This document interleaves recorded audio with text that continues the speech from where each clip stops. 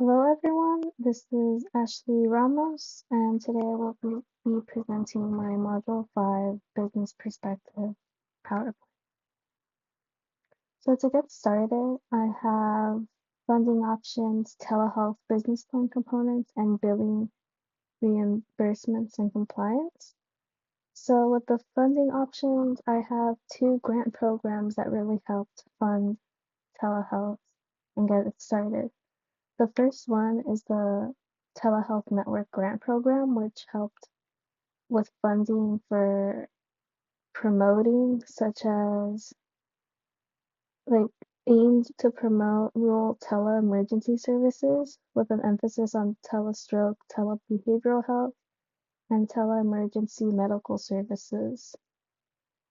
And our second one is Licensure Portability Grant Program. This program specifically provided support for state licensing boards, and the purpose of it was to provide support for state professional licensing boards to carry out programs under which licensing boards of various states cooperate to develop and implement state laws and related policies. For telehealth plan components, I really focused on meta-analysis, and with meta-analysis, target population is really important. In order to have a successful telehealth business, you have to know who you're targeting. Are you targeting rural areas, telehealth in general, and competitor landscape? With the rise of telehealth services, there are a lot of competitors, so you do have to take into account who you're competing against. And for consideration of payment method, are you going to rely on Medicaid and Medicare to provide your income? Are you going to rely on private insurance, or are you going to have a direct to consumer payment model? And for our last section on this slide, I will be focusing on insurance and identity fraud safeguards. For insurance, um, Medicare and Medicaid are the two central forms of insurance in the United States at the moment. Medicare covers a wide range of telehealth services such as office visits, psychotherapy, and screening, but this policy will only last until December 31st, 2027. And Medicaid is a bit less advanced in this aspect. The rules do vary by state, but many states have expanded telehealth coverage to include more services.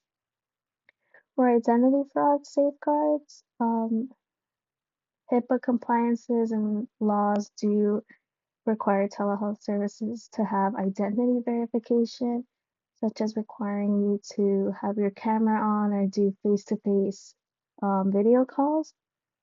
They do require you to take note of the location of where your doctor is, of where you live, and such as similarly to in-person clinics, the telehealth services do have to do clinical documentation of all appointments.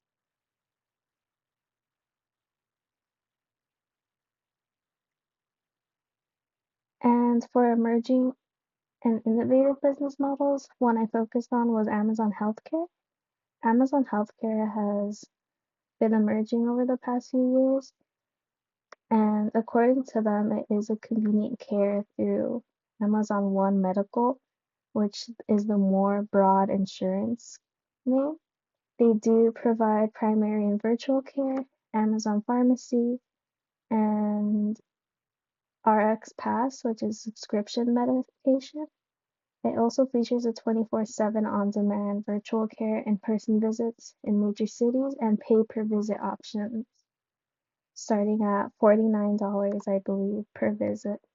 And looking ahead at the future of telehealth, patient trust is a really big aspect of that. Fraud and scams are on the high in 2020 since this was a new emerging business model. Um, a lot of people who wanted to cause harm took advantage of the fact that it was new, and many scams did come into light. But with the passing years, um,